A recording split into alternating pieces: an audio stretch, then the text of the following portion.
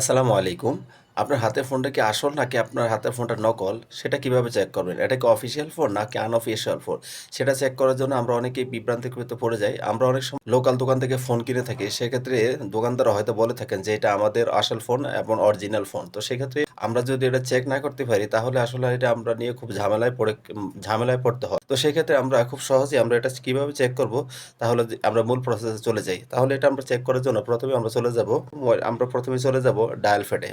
আমাদের যে dial pad আছে এটা ডায়াল প্যাডে চলে যাব। এখানে স্টার এবং 06 হ্যাশ, হ্যাশ দেওয়ার পরে দেখেন আমাদের একটা আইএমই নাম্বার চলে এসেছে। এই আইএমই নাম্বারটা আপনারা আপনাদের মোবাইলের বক্সে চেক করে নিবেন।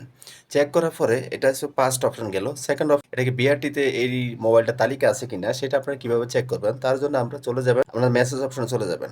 মেসেজ অপশনে যাওয়ার পরে এখানে আমরা সেন্টার অপশনে গিয়ে লিখব 16002 এটাতে লেখার পরে আমরা এখানে বডিতে লিখব KYD, বড় হাতের KYD, আমরা স্পেস দিব, আমাদের আইমি নাম্বারটা আছে আমরা আইমি নাম্বারটা পেস্ট করে দিব। এখানে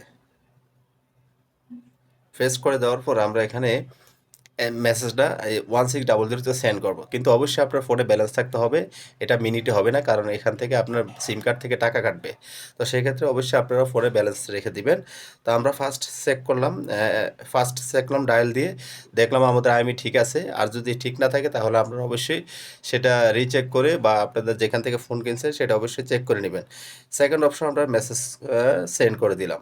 দেখেন আমরা রিটার্ন একটা মেসেজ চলে আসবে। দেখেন এই ডিভাইসের আইএমই নাম্বার বিআরটিসি ডাটাবেসে পাওয়া যায়নি, তার মানে এটিসে বিআরটিসি থেকে এটা নেওয়া হয়নি। এটা আমরা আনঅফিসিয়াল বলতে পারি, ঠিক আছে।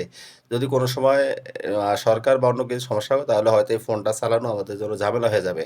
তো সেক্ষেত্রে হয়তো অন্য কোনো প্রসেস থাকতে পারে। তো এটা আমরা মূল পর্বে বলতে পারবো এটা আইএমই নাম্বারটা বিটিআরসিতে অনুমোদন নয়। এখন হলো থার্ড অপশন, মোস্ট ইম্পর্ট্যান্ট, এই ফোনটা কি আসল নাকি নকল, এটা কি অফিসিয়াল না আনঅফিসিয়াল সেটা আপনারা খুব সহজে এখানে বুঝতে পারবেন। তো সেই পর্বে যাওয়ার আগে অবশ্যই আপনাদের সাথে রিকোয়েস্ট থাকবে, এই ভিডিওটা আপনার অনেকেরই প্রয়োজন থাকতে পারে। সেক্ষেত্রে আপনারা অবশ্যই আপনাদের টাইমলাইনে এই ভিডিওটা শেয়ার করে রাখবেন, যাতে করে পরবর্তীতে যে কোনো সমস্যা এই ভিডিওটা আপনারা দেখে আপনাদের সমস্যাটা সমাধান করতে পারেন। তো চলে যাচ্ছি আমরা মূল পর্বে। তার জন্য আমরা চলে যাব গুগল ক্রোম। এখানে গুগল ক্রোমে আমরা অ্যাড্রেস বারে লিখব IME IME I dot info. দেখেন আপনারা ভালো করে অ্যাড্রেস বারের লেখাটা দেখেন IMEI, আমি আবার বলছি IMEI.info, এটা লিখে আপনারা সার্চ করবেন। আপনারা সার্চ অপশনে সার্চ দিবেন। ওকে, আপনারা এখানে দেখেন আইএমই ইনফো একটা সাইট এসেছে, ওয়েবসাইট এসেছে, এখানে আমরা ক্লিক দিবেন। ওকে, এখানে দেখেন check IME number to get to know your phone battery. Okay, আমরা এখানে আইএমই নাম্বার যে 15 সংখ্যার যে আইএমই নাম্বারটা, এখানে 15 সংখ্যার নিচে আইএমই নাম্বার দিলে নিবে না। ওকে, আমি আমার 15 সংখ্যার আইএমই নাম্বারটা পেস্ট করে দিব এখানে।